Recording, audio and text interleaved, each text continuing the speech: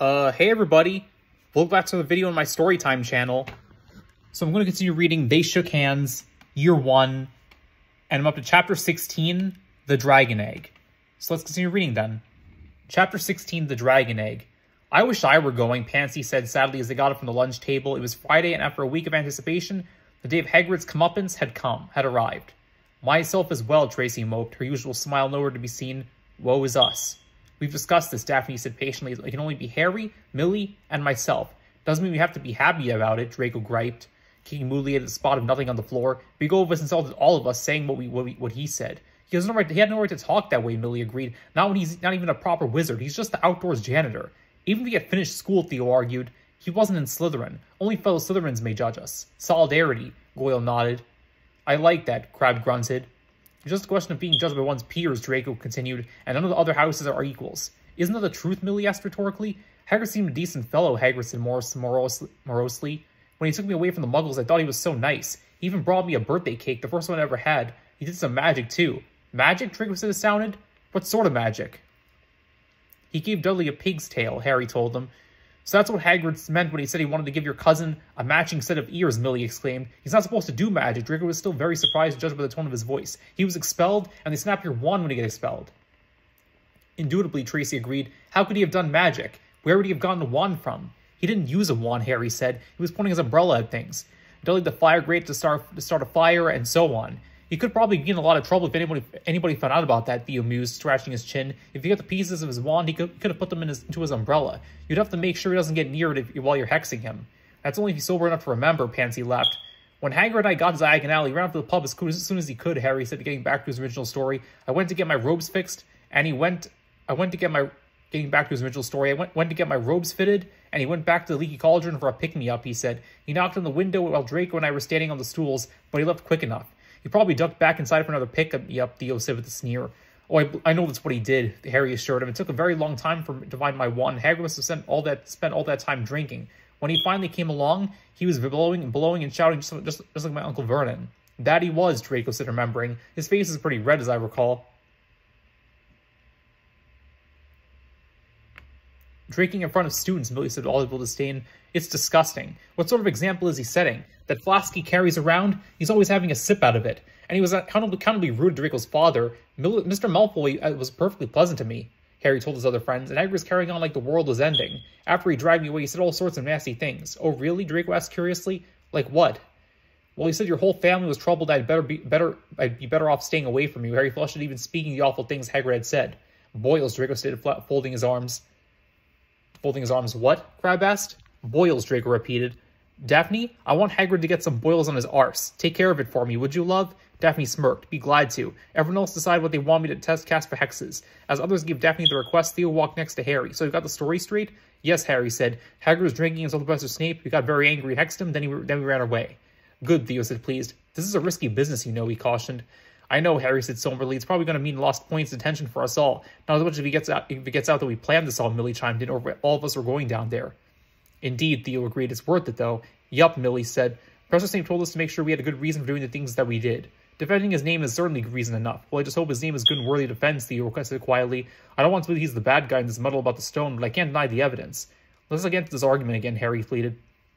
Let's just keep focused on the short term for now. We defend our house.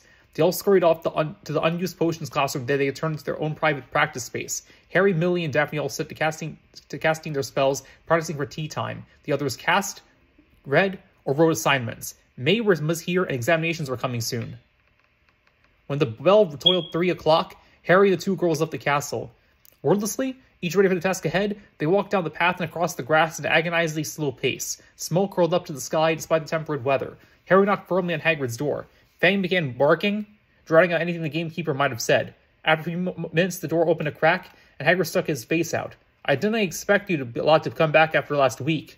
I didn't expect you a lot to come back after last week, he said brusquely, but I'm very busy today. Perhaps next week. He started to close the door. Millie stuck her foot in the door. Before Hagrid could react, all three Slytherins had pushed their way inside and drawn their wands. Ew, eerie now. What's this all about? Hagrid demanded, outraged. Last week you insulted their head of house, Millie informed him. We heard you extract retribution. Revenge, you mean, Hagrid said, folding his arms across his chest. The headmaster will hear about this, mark my words. No doubt, Daphne said coolly. But how else are we supposed to react when he assaulted our house right in front of us? No, I think our punishment will be quite lenient. Harry was focused on keeping his wand pointed at Hagrid, but he was being distracted by the heat of the roaring fireplace. The interior of the hut was sweltering and Hagrid was sweating profusely. There was a rattling sound from the fireplace. Well, Hagrid boomed, talking loudly, do what you feel you have to do. I don't suppose apologizing would do any good. What was that noise? Millie asked, not allowing herself to be distracted. The rattle came again like iron clacking on iron. It's nothing, Hagrid said, just the wind rattling the shaky old place. It's coming from the fireplace, Daphne said as she headed in that direction. Please, won't you all just get on with it? Hagrid pleaded with them, but Daphne was resolute. She peered into the fireplace under the pot that sat above the burning coals. Hagrid, she half shouted, what are you doing with one of those? She demanded. What is it? Harry asked. He rushed over to see. Hagrid groaned and put his face in his hands. It's a dragon egg, Daphne told him. Hagrid, have you taken complete leave of your senses? Breeding dragons is illegal. It's a direct violation of the Warlocks Convention of 1709. Even you should know that. A dragon egg? Millie asked, coming closer. Wicked. Where'd you get it, Hagrid? Must have cost a fortune. One, and he muttered, very embarrassed. Last night I was down in the village having me a few drinks, got into a card game with a stranger, and he put it up for stakes. Lucky draw, I got 3 kings and a pair of 7s, so I took the egg. I think you were quite glad to be rid of it, but me, I'm happier on a clam. What are you going to do with it when it hatches, Daphne demanded. Keep it in here all the time? Hagrid lived in a wooden house. I've been doing some reading, Hagrid said, ignoring the admonition, pulling a book from under his pillow. Got this out of the library, dragon breeding for pleasure and profit. It's an older book, to be sure, but that's what information done to go to bed. It's done to go bad. Keep the egg in the fire, cause their mothers to breathe on them. See, and where it hatches, you feed it on a bucket of brandy mixed with chicken blood every half hour. And see here how to recognize different breeds on different eggs. This one I got here is a Norwegian Ridgeback. They're rare, them. Hagrid, this is insane, Harry tried to reason with him. The big man wasn't paying any attention, just prattling on about baby dragons. Well, this has been interesting, Millie said, but we have to be going now. Hagrid stopped his chatter. You ain't going to hex me? You won't be telling anyone about this, will you? He asked, his face full of hope. We got something better than the hexing, Millie told him. Hagrid, you're asking us to be accessories to a crime. We have to report this. You can't, Harry. Harry thought Hagrid's face might fall off, so heartbroken did he look. There might be another way, Daphne said in a silky tone. Everyone looked at her. Hagrid, what's our silence worth to you? The big man scowled. What would you be needing money for? You all got more than you know what to do with. Daphne shook her head, setting her straight blonde hair waving around. Not money, Hagrid, information. We want to know more about the magic guarding the Philosopher's Stone. From the look of Hagrid's face, they knew they had him cornered. He didn't dare tell them, but he didn't dare refuse to tell them either.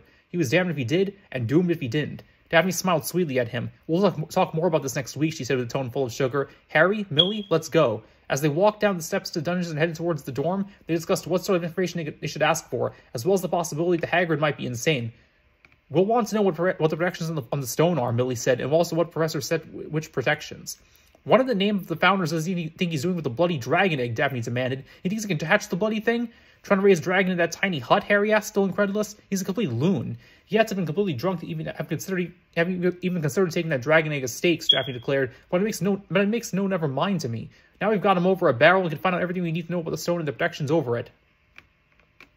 They continued on their way, completely unaware of a pair of wide, freckled ears that heard everything. Over the next week, the Slytherins continued revising for their examinations. Though disappointed when told that Hagrid hadn't received his hexing, the others were beyond gleeful at the blackmail material they now had. It was hard to maintain a cool demeanor, acting as though everything were normal. They were so focused on studying and keeping things under wraps, they didn't even bother to antagonize Weasley, though he gave them several excellent opportunities. After Quidditch practices, one of their group would always drift nearby to Hagrid's hut and peer in the grimy, dirt-stained window. On Tuesday afternoon, Millie reported the dragon had hatched. This is great news because it would be much more difficult for Hagrid to rid himself of a live dragon. Not as much to worry about that, Daphne said disparagingly. What with the way he was prattling on about all the stuff he found out from books? Hey, Theo objected. Don't knock what you can learn about from books. I didn't even realize he knew how to read, Draco laughed. Friday came not soon enough, and Potion's lecture seemed to drag on and on. When they were finally free, the Slytherins calmly exited the classroom, calmly walked down the hall, calmly rounded the corner, and bolted for the Great Hall. They ate as quickly as they could, then hurried back to the dungeons to do some more revising.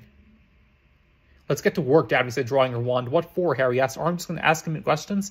Yes, Daphne answered him, but the information is exchanged for us not telling about the dragon. He still gets his hexing for insulting our house. Surely you hadn't forgotten, Draco said to him. Harry shook his head. No, I hadn't forgotten the insult, but with the dragon egg and all, I thought we weren't going to hex him. Vengeance is a dish best served cold, Tracy told him. You might have put it off for a bit because of the egg, but we can't forget what he did to earn the hexing in the first place. Harry considered that for a moment. It made sense. He was proud of his good marks, and Snape certainly had nothing to do with what he earned in astronomy, charms, or defense against the dark arts. We don't think Snape could influence his potions marks. Harry knew he earned every single point. You're right, he conceded. We mustn't forget to hex him after we know everything. But, he cautioned, we can't hex him until we know everything either. Right, Daphne said. I've got the list of questions. We'll get our answers. When Harry knocked on Hagrid's door a few hours, Hagrid was quick to throw the door open for them. They tramped in, looking around for the dragon. You're too late, Hagrid told them, drinking from a large goblet. Little Norbert's gone. Gone, they said, not believing. Aye, he said, sounding very pleased with himself. So I got nothing to blackmail me with. He took another large swallow. Where's it gone to? Daphne demanded. I sent him to Romania with Charlie Weasley, Hagrid told them, boasting of his own cleverness. He works with them there, so Norbert will be safe. Weasley! Harry exclaimed. Hagrid's face clouded. I shouldn't have said that, he muttered. How did Charlie Weasley know about the dragon? Millie asked him. Where did he take the little bleeder? Young Ron told me about Romania, and he gone up to the village to visit his brother, and Hagrid stopped speaking. He put down his goblet. I shouldn't have said that, he said again, his voice shaky. Weasley's left school grounds? Weasley's left school grounds, Daphne said, not believing her ears. Millie, Harry, let's go. They ran for the castle. Got up to Professor Snape. Millie panted as they ran. They burst through the main doors and were running pell-mell when Professor McGonagall stepped into the corridor. Halt, she demanded. The Reese skid to a stop. What is the meaning of this? Running the corridor is not allowed, she told him. It is a reckless and dangerous activity. Explain yourselves immediately. Harry looked at Millie. Millie looked at Daphne. Daphne looked at Harry. They all nodded. Ron Weasley has left school grounds, Professor, he said, trying to sound believable. Rubbish, she told him at once. It's true, Daphne came to his aid. He saw me smuggle a dragon to Romania. Miss Greengrass, you will see telling such outrageous lies at once.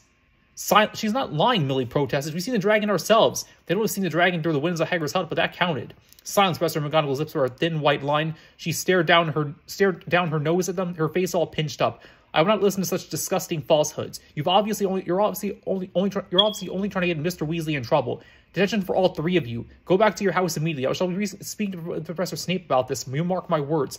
I will not have you lying to teachers. Go. Harry wilted in the face of McGonagall's wrath. It wasn't fair, he seethed. Just because they were in Slytherin, people automatically assumed they were lying about everything. Even Professor McGonagall, who was known for being fair and impartial, wouldn't believe them simply because the story was so incredible, and she automatically assumed the worst about them. However, Weasley had learned about the dragon. He also taken on himself the story to leverage Slytherin's hat over Hagrid, and now they had attention on top of it. It made him want to hit something. There was no opportunity for them to plot a suitable vengeance upon Weasley, but word reached them through the grapevine that Professor Snape had caught Weasley sneaking back to the castle after curfew no sign of detention in addition to taking points. They took a small amount of comfort in this news. At least they hadn't lost any points.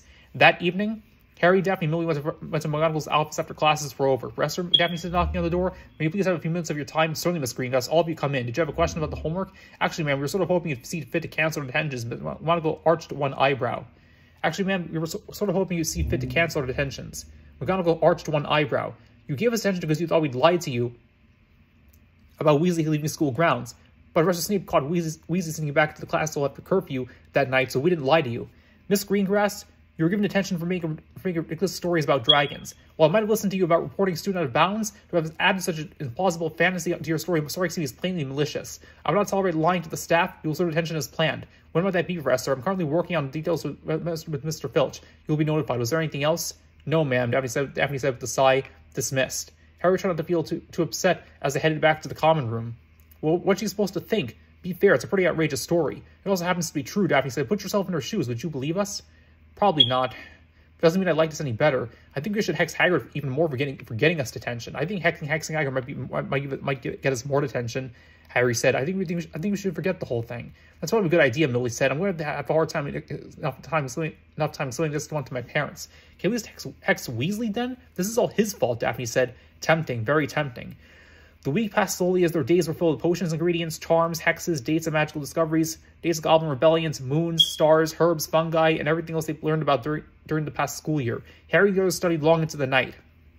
There was no time for chess or exploring Snap or other games. The Slytherin common room was a quiet place nowadays as every student focused on reading books and scribbling notes. Professor Snape began to spend long hours sitting in a chair by the fireplace grading homework, but was always ready to put it aside to help someone with the question. They just didn't ask him about potions. The potions master did hear plenty of those questions, of course, but also answered inquiries about charms, hexes, jinxes, curses, ancient runes, which is a class older students could take, arithmancy likewise, herbs, fungi, and transfiguration. All the students went to their head house at least once with a problem. These facts have got to be wrong, Harry said to Theo one night as they were getting ready for bed. I just can't believe that Snape tried to hurt me. Are we going to bring this up again? Draco said tiredly. Theo's face is troubled. Hey, no, Harry's right. I watched Snape this week, too, and it's not clicking. Professor Snape cares a lot about us, Harry said. Any fool can see that. Ah, so you're a fool, are you? Draco said slyly. Harry made a face at him. You see it too, Draco. Don't deny it. He's our head of house. I say we go to him and what we know about the stone. He'll help us. I just know it. Draco nodded. I do see it, he agreed. Maybe I'll just forget about the whole thing. Maybe Quirrell only wants the stone to cure his stutter. So yeah, that's part 1 of They Shook Hands Year 1, Chapter 16. Take care, everybody. Another video from my Storytime channel.